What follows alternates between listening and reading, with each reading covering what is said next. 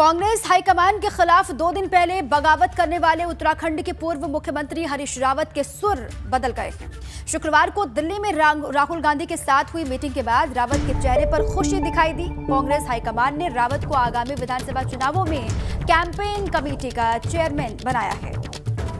और राहुल से मुलाकात के बाद रावत जब मीडिया से मिले तो बदले बदले से दिखाई दिए। रावत ने गाते हुए कहा, कदम कदम बढ़ाए जा, कांग्रेस के गीत गाए जा, जिंदगी उत्तराखंड के वास्ते उत्तराखंड पर लुटाए जा।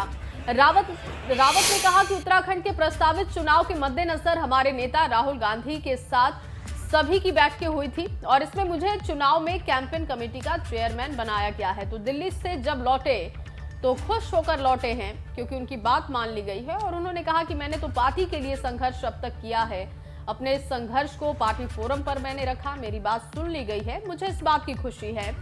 और अगर कुछ दिक्कतें हैं तो आने वाले समय में उन दिक्कतों को भी दूर किया जाएगा, ये भरोसा मुझे मिला है। और इसी भरोसे के साथ वो देहरादून लौटे और उन्होंने कहा कि हम आगे के चुनाव के लिए एक साथ मिलकर रणनीति तैयार कर रहे हैं। दिल्ली में राहुल गांधी से मुलाकात कर वापस लौटे हरीश रावत का देहरादून में भव्य स्वागत किया गया। तस्वीरें भी आपको दिखा रहे हैं। हरीश रावत के समर्थकों ने जमकर नारेबाजी उनके समर्थन में की, पटाखे वहां पर फोड़े और इस दौरान मीडिया से मुखातिब होते हुए हरीश रावत ने पार्टी आलाकमान को धन्यवाद दिया। उत्तराखंड विधानसभा चुनाव को लेकर स्थिति स्पष्ट होने की बात भी कही। हरीश रावत ने कहा कि मेरे साथ सब लोग नहीं जुड़ पा रहे थे या फिर मैं सबको नहीं जोड़ पा रहा था। मेरी क्षमता और सेवा दोनों का उपयोग होना चाहिए। संगठन के नाम चीन का ही नहीं बल्कि सबकी क्षमताओं का उपयोग करना पड़ता है। हरीश रावत ने आगे कहा कि हाईकमान ने यह स्पष्ट कर दिया है कि मेरे नेतृत्व में चुनाव लड़ा जाएगा और यह भी स्पष्ट हो गया है कि सब मुझे सहयोग करेंगे।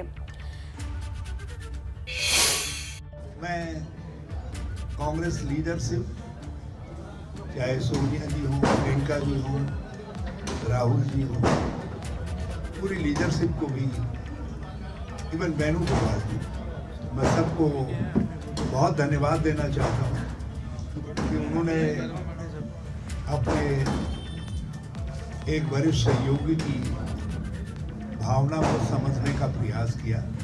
उन्होंने कहा कि हरीश रावत के नेतृत्व में चुनाव